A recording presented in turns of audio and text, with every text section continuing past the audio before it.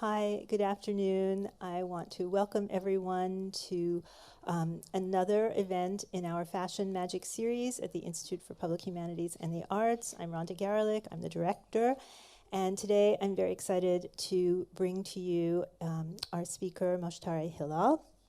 And I'm going to just tell you a little bit about Moshtari, and then I'm going to have that video played a little bit again for you, and I'm going to ask Moshtari to begin by telling you how that trailer came to be made, and then we're going to launch into a discussion of her fascinating new book, Ugliness. So let me tell you about her. She is an Afghan-German visual artist and writer who's based in Hamburg and Berlin.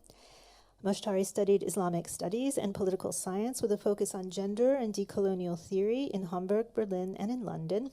She is co-founder and co-curator of AVAH, which stands for Afghan Visual Arts and History Collective. Ugliness is her first monograph, which was translated by Elizabeth Laufer, and it came out in 2023 in German, and it was awarded the Hamburg Literature Prize for nonfiction. Moshtari is a Villa Serpentora 2023 Fellow at the Young Academy of Arts in Berlin, co-hosted by Villa Massimo in Rome. She is the co-author in 2024 of Hierarchies of Solidarity, and in 2022, English in Berlin, Exclusions in in a Cosmopolitan Society. She also co-curated the 2023 symposium CCC, which stands for Curating Through Conflict with Care. Moshtari considers her researching practice to be interdisciplinary and process-oriented. Her work begins with the personal and subjective as a resource and starting point, but then expands to be collaborative and collective practice, and it is quite global. This is an excellent starting point for our discussion today, so I'm going to invite Moshtari up and ask you to join me in welcoming her to Hofstra.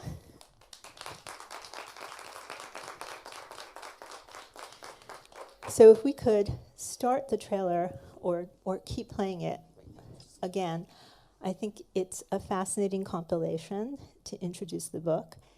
And we'll look at it for a few moments, and then I'll ask Moshtari. A lot of people have been doing uncanny valley makeup routines, and I feel like a lot of what people do is like what I do on a day-to-day basis as somebody with alopecia. First of all, in a lot of these tutorials people are doing, I've seen people just like straight up put concealer on their brows to make it look like they have no brows, because yeah, of course, we know people with no eyebrows are so scared. Making treatment that restores age-related volume loss in the face. As you see me here getting it injected, Renuva is replaced with your body's own fat. You said to be cool, but I'm already coolest. I said to get real. Don't you know who you're dealing with? Do you think? Did you know that Tudors wore fake noses to hide their STIs? Yeah, I'm talking about syphilis. The haters won. I'm finally shaving my body hair. Just kidding. You've been hiding in plain sight in a beard. Oh, I know. Bitch, better have my money. Y'all should know me. Your eye area makes or breaks you. The eye area holds a pivotal place in determining facial attractiveness. The shape, position, and the canthal tilt are crucial factors that can significantly impact a person's overall appearance. A positive canthal tilt is typically considered more desirable, as it imparts a youthful, alert, and healthy impression.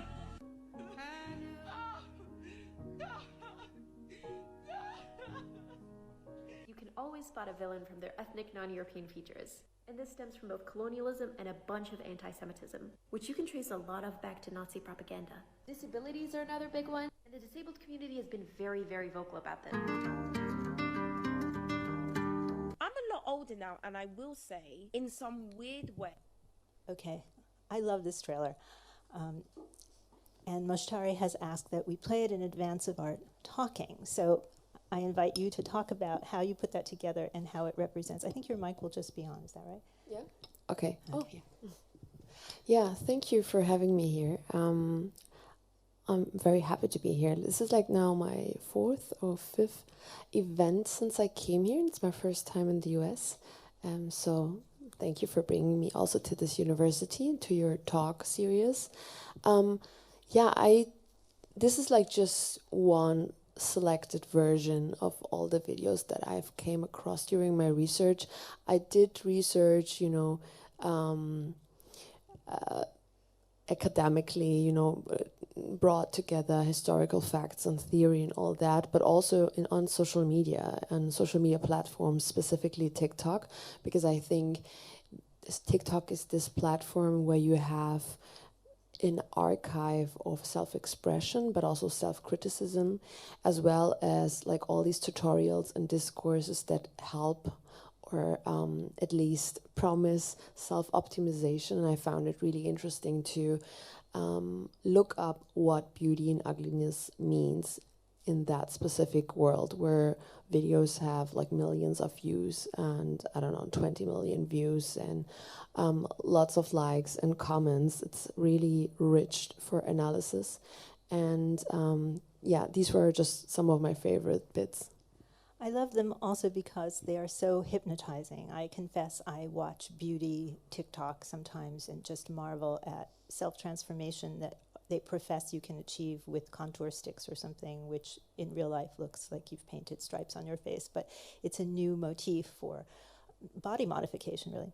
So moving into your book is a fascinating compilation of different modes. It's a real hybrid, right? It starts with a very personal point of view, and then it moves outward and until it really encompasses global history, big history.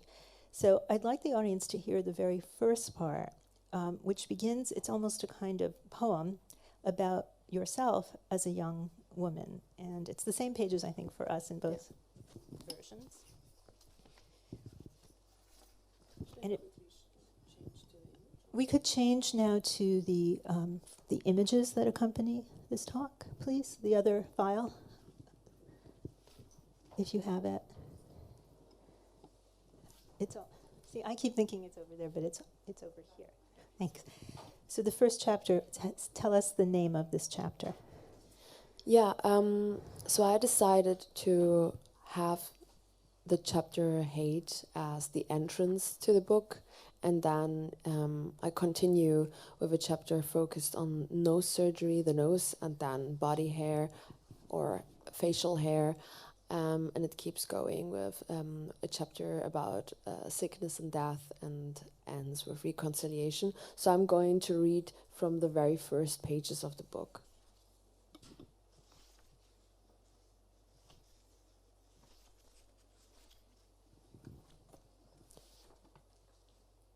Hey, horseface. Where do you get off using my face to grin so sweetly? That's not what I looked like. Brushing my hair that morning, that wasn't me.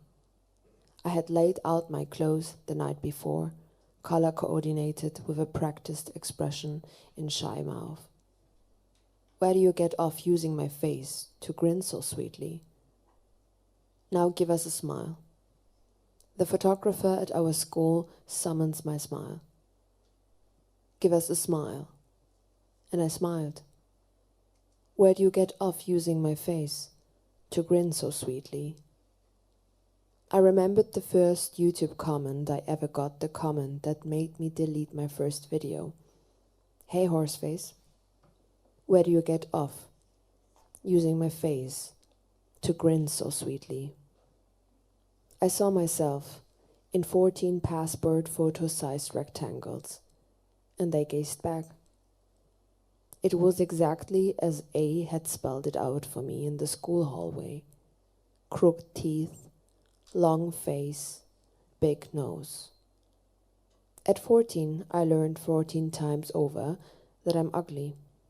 14 times someone's making a face in my place, on the sheet of photos in my mother's hand.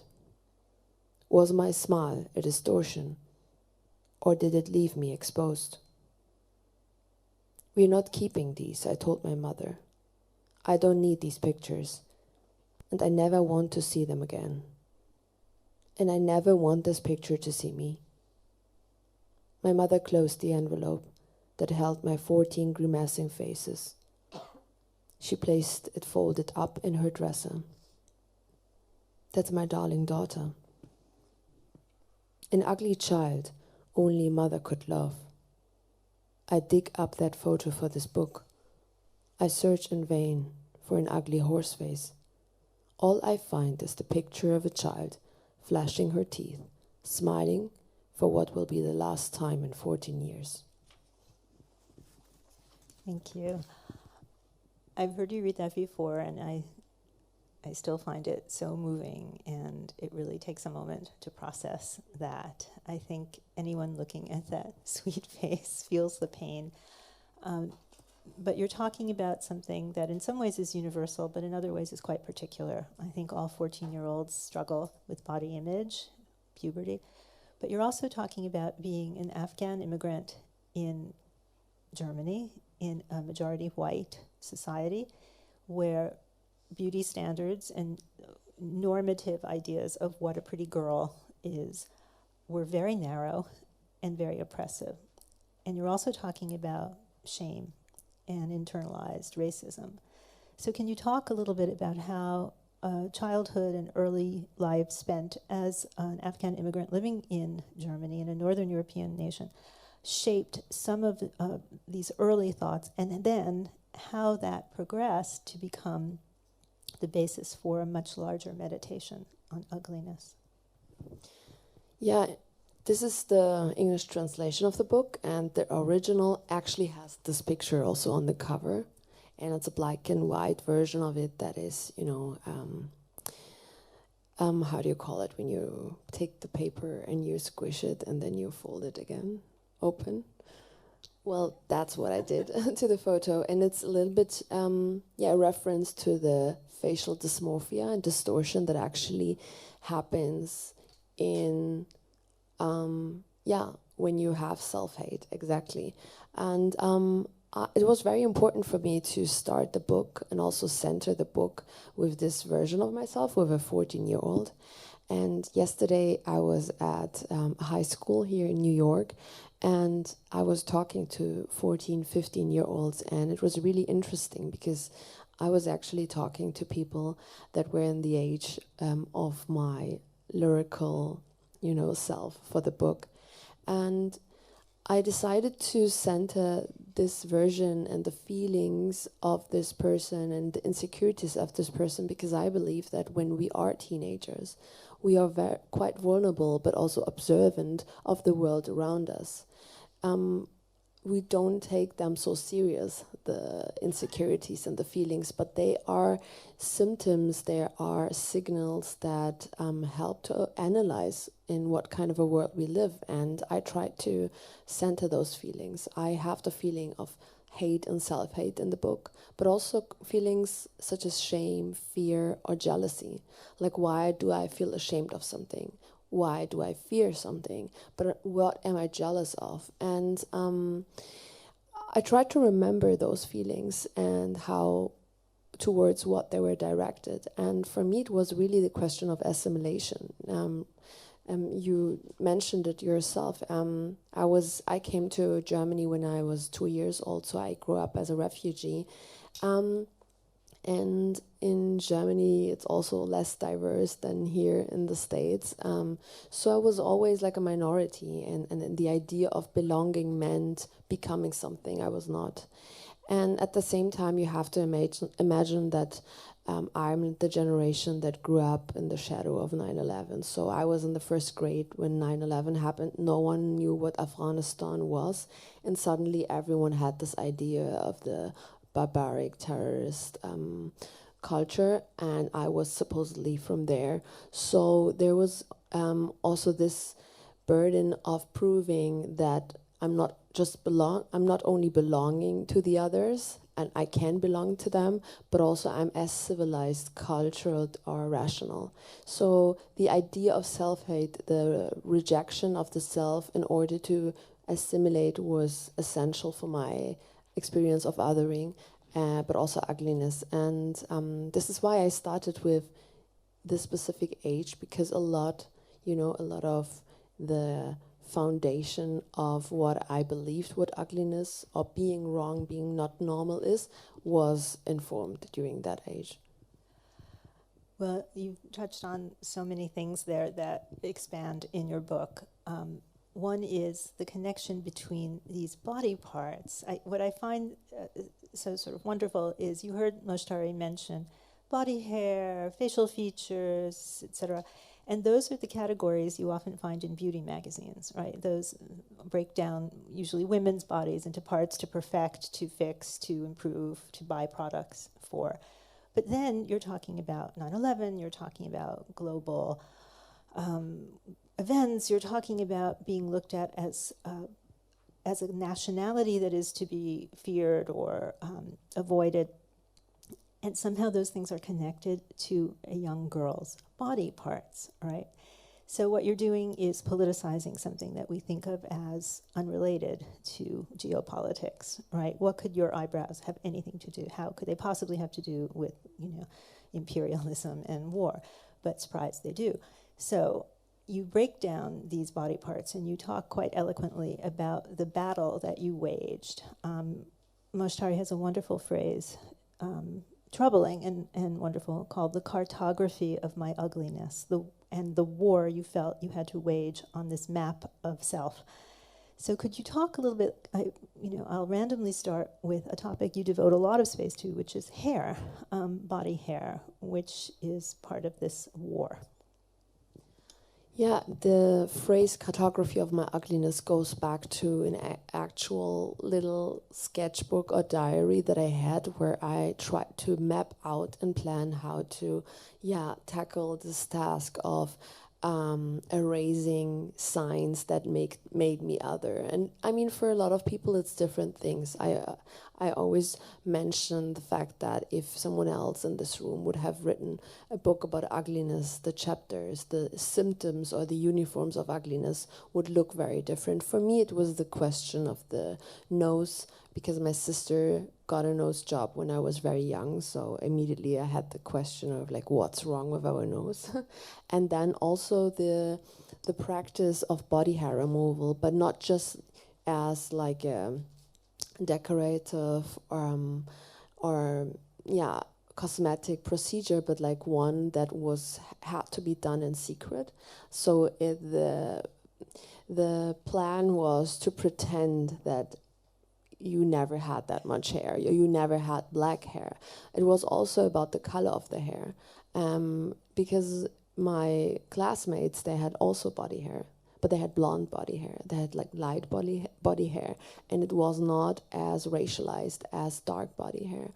And I actually had these drawings where I mapped my whole body and really planned how to invest in body hair removal, because it is investment. I showed this video, the TikTok video, also in the school, and it was really interesting that most of the students pointed out that one bit where they refer to how many hours of work are required to work buy hours. these different.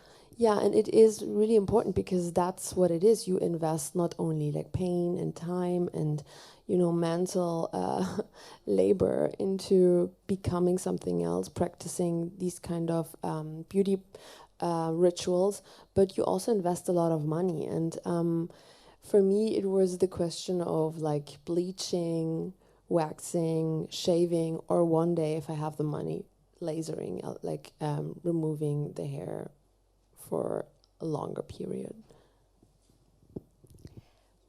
The secrecy. Let's talk more about the secrecy, because I don't think it's just your experience that being feminine or being appropriate as a woman seems to require secrecy, because you pretend that your lasered legs, for example, are always baby smooth, which is impossible, right?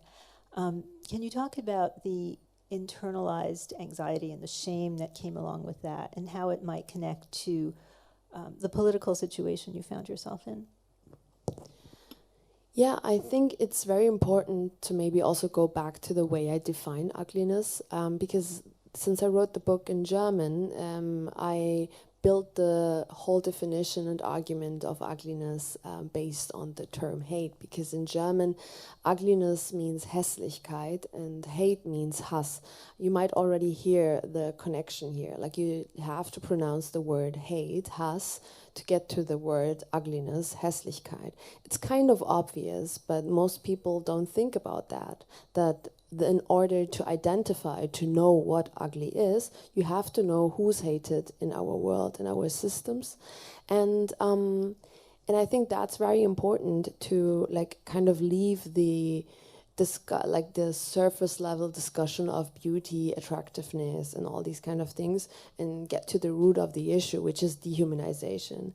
And it was for me very important to write the book in a way where the most personal and intimate moments, where like a 14-year-old girl struggles to shave her legs and then has a like mental breakdown because she feels disgusting, is not a very, as you said, like a personal, private, or individual thing, but linked to racial hierarchies, linked to the way in modern society Darwin's evolution theory was abused to dehumanize a lot of people, and also link, for instance, not only skin color, body shape, but also body hair to analysis such as you're less human, but also like you're less rational, you're less sane. And it was very important for me to make the argument that it is not about characteristics. It's not like when we think about ugliness, it's not about a list of adjectives, you know, tall or short, big or small. It's about who's being hated in our societies and our systems. And sometimes I also suggest that whenever we hear or read the word ugly, we actually replace it with the word worthy of hate. Because the only thing we actually identify in that moment is that we learned that these bodies and identities or shapes or whatever are worthy of hate. I drew up this image. The book contains many original images. I remind you that Moshtari is a visual artist as well. And you mentioned Darwin a moment ago, and the sort of extrapolation from his theories that somehow hairiness is a retrograde feature that makes humans closer, it proves that they are closer to animal state. Can you talk a little bit about this image behind you? Yeah, so there is a very interesting book by a U.S. scholar, Rebecca M. Herzig, about the history of hair removal. It's called Plucked. I can really recommend it. And but also beyond that book, like if you look into the history of, the medical history of dermatology, for instance, how, but also gender and sexuality, you always come across hair as like an issue. And they have like these medical illustrations where they sometimes even count every singular hair and decide at what point it's too much hair and becomes a sickness. And they also historically, for instance, linked insanity in white women to their the amount of hair that they have, because then they are supposedly closer to animals or the so-called lower races. And there were like a lot of these very racist and caricatures, but also like medical illustrations. And I wanted to use them in the book and refer to them to just, create the context that sometimes the disgust or like the awkwardness we feel towards certain kind of things, such as, I don't know, like a female mustache, has context. Like we learned it somewhere, but I didn't want to reproduce the illustrations. And since me as a visual artist, I work a lot of self-portraits, I decided that for this book, because it has a very subjective approach, I just insert my own self-portrait into these illustrations. I really like that. I think it's very original. I'd like you to read, and it's on my page 105, but it's the very first part of Wolf Girl, which is the third part of the book. We have different versions of the book.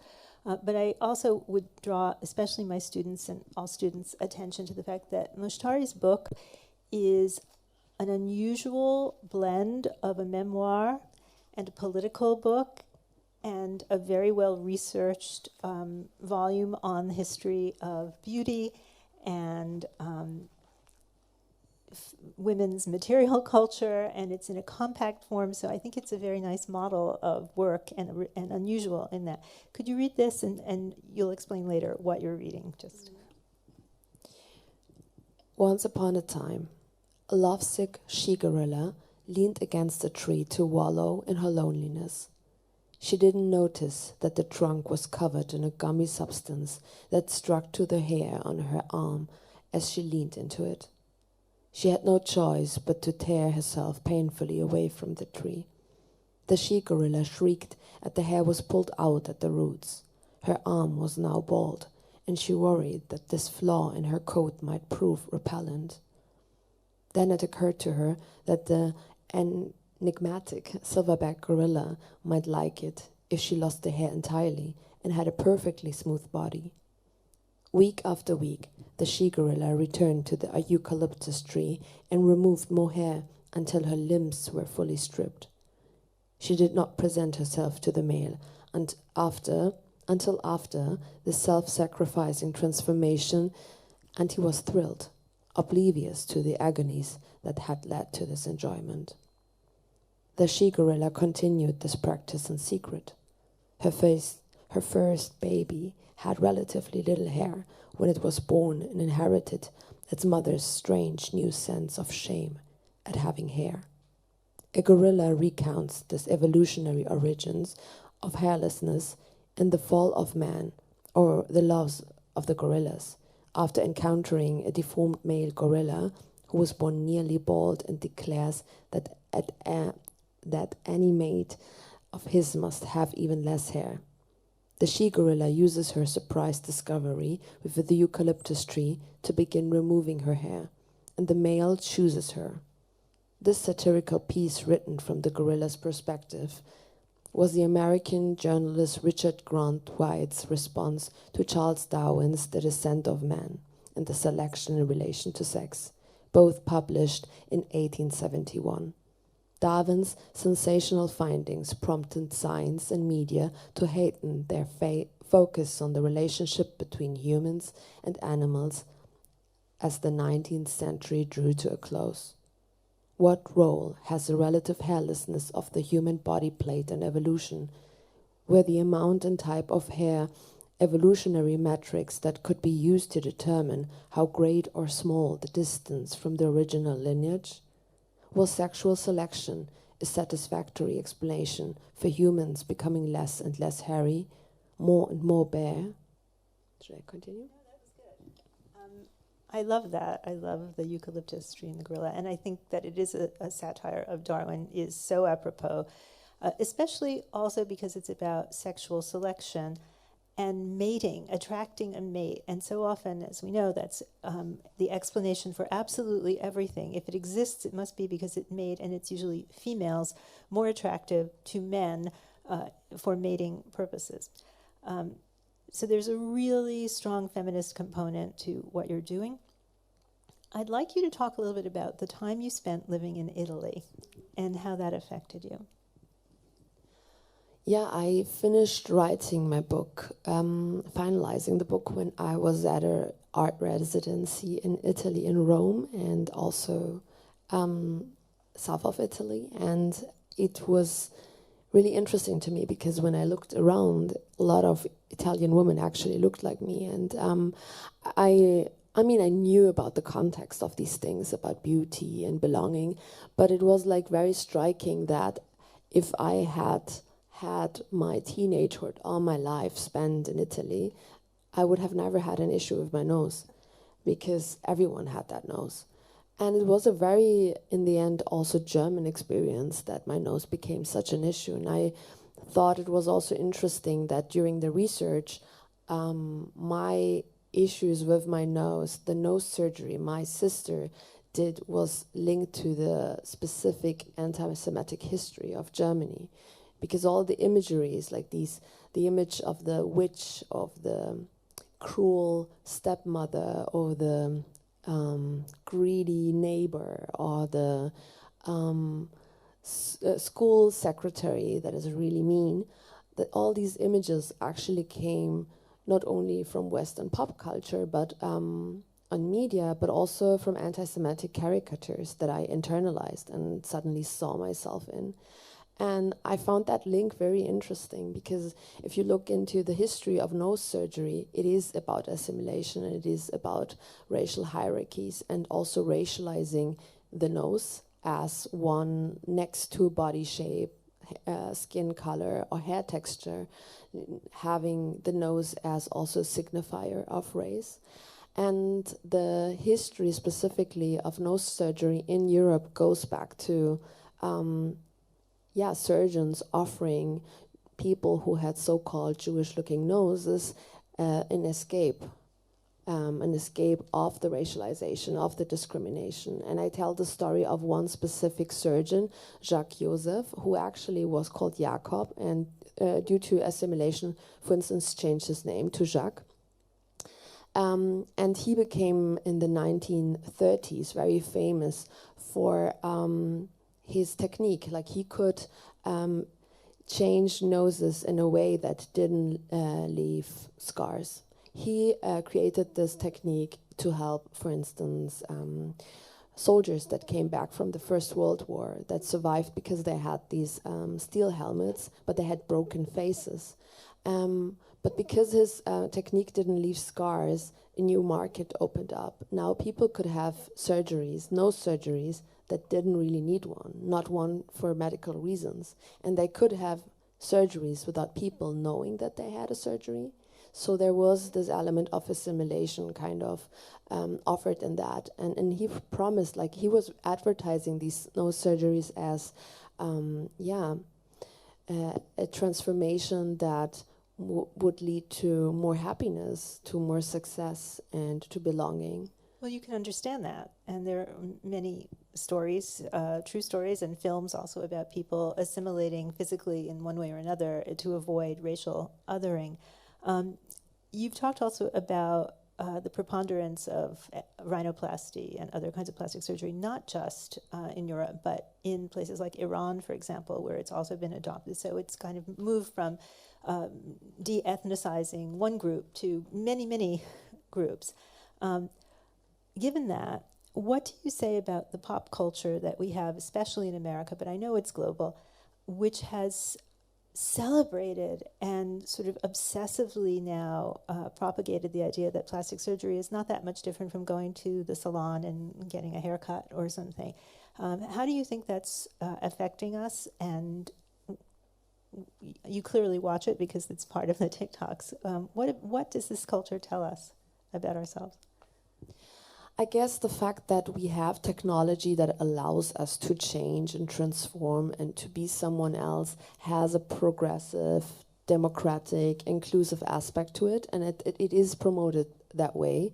I mean, coming from a history where you're like born into a race, born into a gender, and you can never change, and you're stuck in it, to a culture that offers like all this fluidity, and it is like, it sounds like a progressive step, but in fact, like, if we actually look at the ideal that is always tried to achieve, it stays that one wide, highly racialized ideal. Like, most of the nose surgeries, they try to make any kind of ethnic nose, whatever an ethnic nose is, as wide as possible, like as close as possible to that version.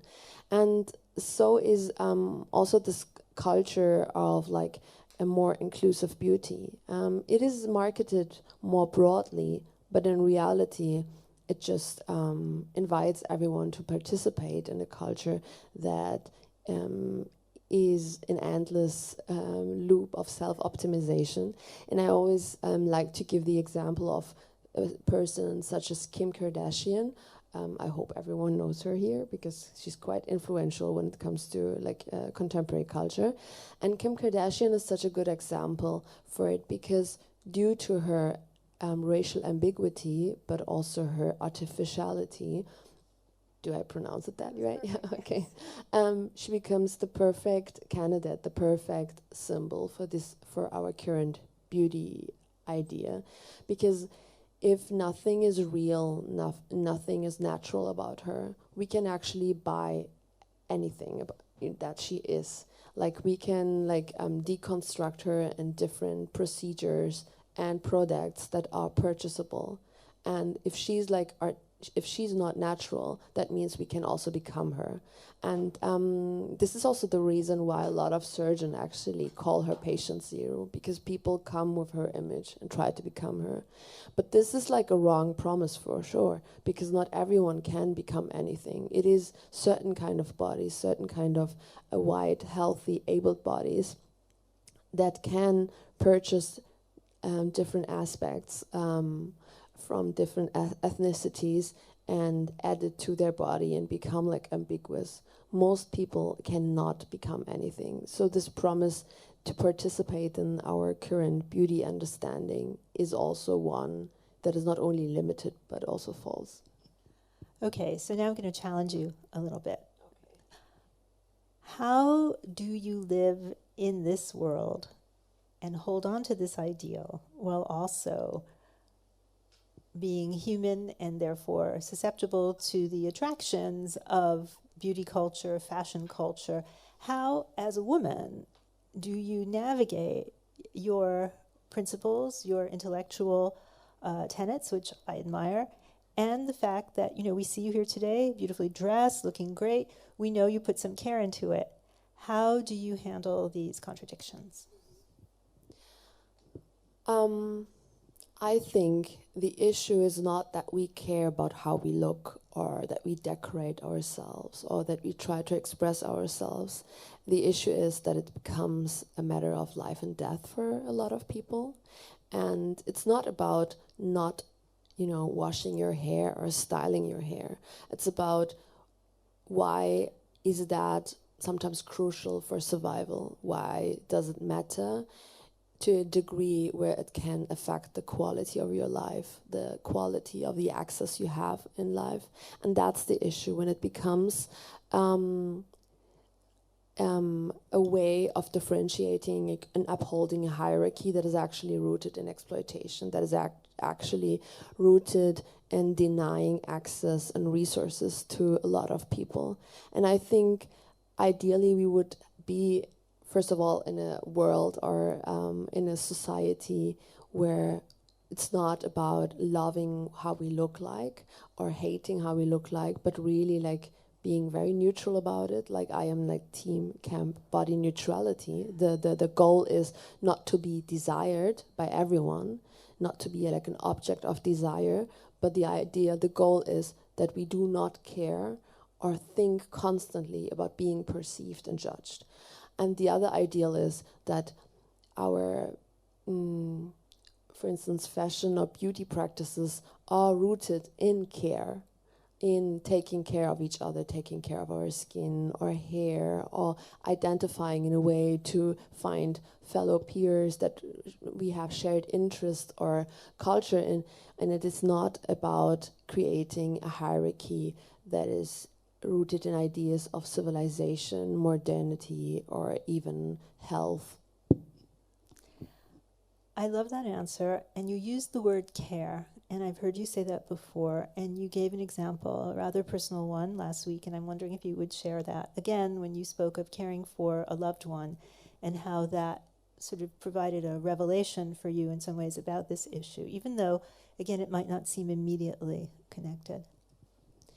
Yes, actually, the reason why I wrote a book about ugliness was inspired by a writer and disability justice activist, Mia Mingus, who's also from the US. Actually, we have like everything here already. I just put them together for myself. And Mia Mingus gave this speech about why caring for beauty and not caring about ugliness is actually not that feminist, because beauty can never be as inclusive as we want it to be. It needs its contradiction, it needs its opposite, it needs the others, the excluded, the non-beauty to be identifiable. And Mia Mingus asked these two questions that really stick with me. Why are we afraid of ugliness, and what can we learn from ugliness? And when I came across these two questions, I realized that I have never asked myself these questions. Like, why am I so afraid to be called ugly, or to be mistaken as ugly, or to be put as close as possible to the ugly. Like, what is it that fears me so much? And eventually we have to talk about disability. We have to talk about the lack of care, and also the fear of being identified as unworthy to exist or to access care, and also the fear of death. Because Mia Minkus really writes from a perspective of queerness and disability. So, like, from a perspective where she has moments where she cannot fully control how she's perceived, and she cannot uphold the idea of beauty or participate in it fully. So she has to confront it and accept it, and she kind of asks from us also to confront it, because if you're like in a position of being dependent on care, like when you are ill or disabled in a way where you need someone to take care of you in moments where we usually would, hide or seek privacy because we don't want others to see what our bodies can or cannot do. In these moments, when you then have someone who still takes care of you and respects you and loves you, you realize that there is a different kind of care that we actually want that is not linked to beauty. A kind of being seen and being cared for that is fundamentally based on different kind of values than being liked because of the way we look or we perform or pose. And I found that in theory really convincing, but also like, in my personal experience, being in a position to care for someone who was sick and also dying, I realized that never did beauty or the way the person looked in that moment change the quality of love and care that I felt and that actually existed.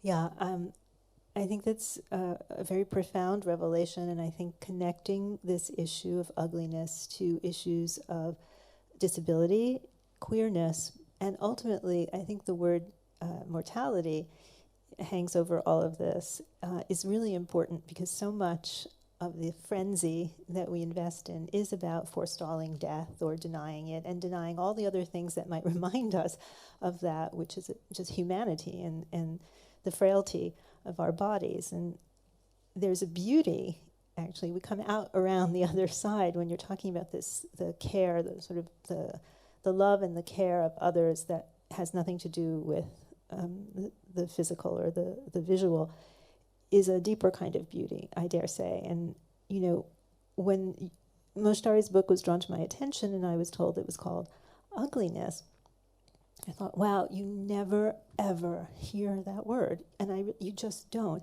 And you certainly don't from women. And no one talks about reconciliation with ugliness. And it's a kind of radical stance. And as you mentioned, the last part of your book is about reconciliation. So could you explain what that means? I think a big issue in modern thinking is that we need categories. It's kind of a bureaucratic way of looking at the world and also looking at ourselves. And one way of doing that is always sticking to binaries. Like, there can only be beauty in ugliness. And we can be either beautiful or ugly. I mean, there are these two poles, and they do affect the way we relate to each other and relate to the fear of ugliness, but also the desire to be beautiful. It kind of disciplines us, and I believe that most people are in between these two poles. But in reality, these two poles are not poles. Like, I think most people experience that every day we feel different, and also in a lifetime, bodies change, identities change. Also, depending on the context, we feel very different. And also, just to leave behind this binary, the contradiction that is absolutely made up, and to allow the ambivalence and allow contradictions in ourselves as well. I think one big issue that we have in this way of thinking is that we do not like to be challenged in our identities and systems. And the ultimate challenge in ugliness is that it's also not easy to categorize. It represents all these things that confuse our ways of seeing humans and creating culture and designing space and also distributing resources and wealth. I really like to give the example of the ugly laws. It's a term to describe and to summarize all these laws that we had during the 19th and 20th century that restricted access to public space. Due to colonialism, but also industrialization, we have a lot of urban spaces, metropolis, where suddenly poverty, but also the foreigners, like the people from the colonies, the people that are usually exploited, but also the workers that are usually exploited and somewhere far away, and the rich people, the people from the colonial metropolis, they all are crammed in one space and they meet each other. So we have more use of police and policing of public space, and there are laws that are summarized as ugly laws to describe how, for instance, houseless people, poor people, but also so-called immigrants are denied access to certain kind of spaces where the middle class, the bourgeois, or the elites hang out, because they confuse their world. They are like living proof that the world that they build is either not making sense or creating their reality too, the reality that is not posh, clean, and functioning. Yeah, I think that's a really important point, especially today. With everything going on. And I also will mention that it was quite difficult to get Moshtari to the United States. Normally, European citizens, you have a German passport, simply get on a plane, and that was not what happened. A great deal of effort went into bringing her here. She needed a special visa, which is not standard, and this we don't have an exact reason for, but I leave it to you to infer why the current administration is making new rules about who may or may not visit us. So nothing's changed. In fact, some things are getting worse. I think this is a good moment to open it up for questions. We have a mic, I think that's what it's for, but we can probably hear. Hi, Mina. Sorry for not taking my coat off, it's cold. Thank you for your talk. This is really interesting, and it's raised a lot of topics, especially after reading Rhonda's review, which a lot of things I'm thinking about from the policy world, which is I'm in political science and public policy. And you may have said this at the start, and I might have missed it, but what are your thoughts on efforts to regulate social media for middle schoolers, for teenagers, even in high schools now? This is actually a big issue in New York State, as you probably know. The governor has spoken about it.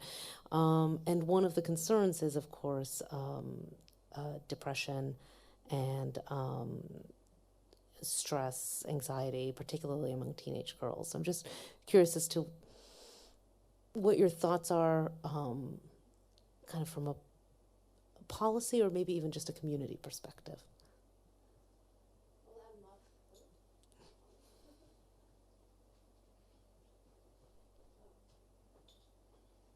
Is mine dead? So I do love social media. I'm critical of social media, but I don't think social media is an issue. It's like also the culture that we do not know how to use it. I think it's in the end just a tool, but it's owned by people that benefit from making people addicted to it and making people spend a lot of time there, and I think that makes social media into an issue, because we have on social media also a lot of alternative culture, alternative representation, alternative sources to access knowledge, discourse. So it does create this decentralized and revolutionary aspect that we actually can use it for a lot of good in order to connect beyond our nation states, beyond structured ways of seeing and knowing and feeling and seeing and creating. But when it comes to, I don't know, underage people or children, of course they like more affected by it. But the issues we were talking about, like I was affected by these things before social media. Sure. I just watched films and saw magazines, and they had the same destructive effect, right? I think the additional destructive element to social media is that we are very occupied with the representational element, that we are becoming very good and pretending to be something before we actually are. And it creates a lot of pressure when we create this image and we have to uphold this image, and then we meet the people and we cannot be as clean, sleek, and perfect as the image we created in the virtual world. And that is definitely an issue we have to deal with. But I'm not sure how to regulate it. I don't know.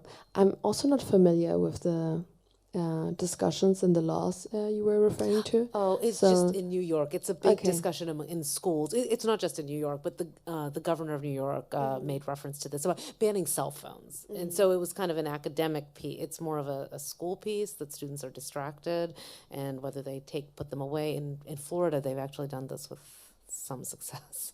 And so there was a movement a few years ago about wait till eighth grade to get cell phones, but it's it seems to be moving in the other direction in a lot of places. I guess we cannot stop technological advancement, and I think banning children and teenagers from using tools that become more and more crucial to navigate the world, also globally, is not smart. I think it's smarter to teach how to critically use these things, how to critically use and analyze media and also technology.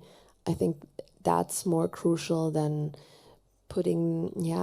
isolating them from the reality, because the moment, compared to other countries that have like much more technologically advanced education systems, it might also punish them in a way. Right. Yeah. Thank you. Appreciate it.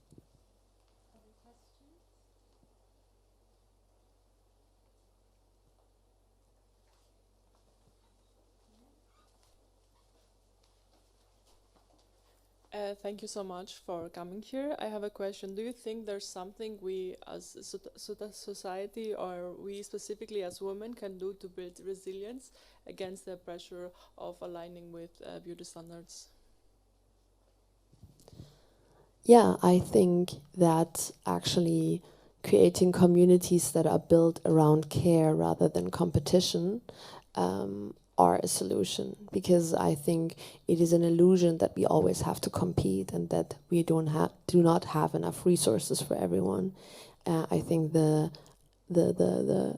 idea that resources are limited is an issue that is an economic issue and not one that we have to just accept, and we have to economically challenge it. Like, I'm definitely in that regard a supporter of anti-capitalism, because it is like a capitalist issue that in the end we think there is limited space and limited possibilities for us, and this is why we always have to be the best. And I think the way to do it is to challenge this economic system, and also to build a culture that cares about those who are different in ways that we do not try to make them fit into our bureaucratic ideas of how a human has to be, but design the world that is designable in ways that adjust to the differences and the needs of all. And I think we have huge issues that we try to make everyone fit into concepts that are not actually real, but the people who exist are real, and they're not allowed to be real. You know what I mean? Yes, thank you.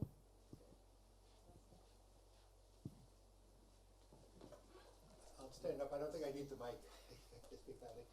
Thank you very much for this wonderful memoir and meditation on all these related issues that intersect so widely.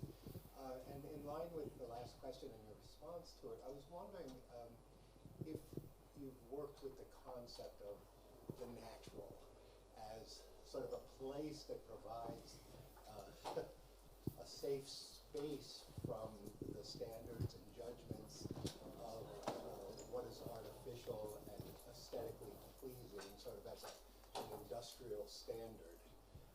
Do I need it? Oh, sorry. Okay. So that was one side of it. So I was wondering if you considered that. And in Germany, it's a very prominent sort of alternative for things and sets a different standard. And then on the other side, and sort of if that allows one to opt out of the binary spectrum of whether one is ugly or beautiful in one way, there's another way that I'm wondering if it's a different way of opting out, and that is, what do you think of tattoos? Whereby, unlike the plastic surgeon who makes an effort not to leave a mark, as you mentioned, tattooing is where the individual sort of inscribes their identity onto their body and wears it and opts out of that system of judgment and reclaims ownership. And so I'm just wondering, between those two poles, if that's a different spectrum, maybe, than the one between beauty and ugliness. I was just wondering for your thoughts. Yeah, I think the question of nature and the natural is actually very interesting, because sometimes in these discussions about attractiveness and desire, evolutionary intuition, or evolutionary thought and theory is often given as an excuse why we have hierarchies and judge people. But I think it's a very lazy explanation, because we are able to create so much culture that is not, I don't know, all about reproduction and the survival of the nature. I mean, the climate change proves that we do not actually care what's good for the nature, but suddenly when it comes to human bodies, it's all about nature.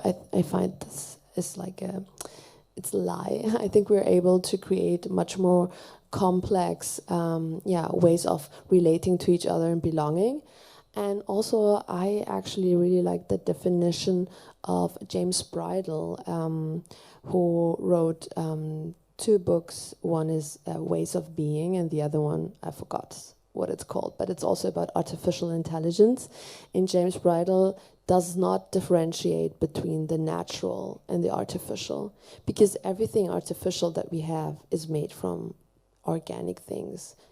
The internet is not something that exists outside of nature or outside the world. It's all made from what we have, right? Like even the chemicals and everything, like everything is just a way, like a processed way of what we already have. And it is, in the end, not a question of something being natural or unnatural, because nothing unnatural exists. Everything that exists is natural, if that's the definition of our world. It's the way we give value to it, the way we understand it, and also the way we frame it. So it's much more a political and cultural decision to see things in a certain way than their essential quality. And that's like also a position that I have. It's, I would not differentiate between unnatural or natural. I think, everything that exists is natural.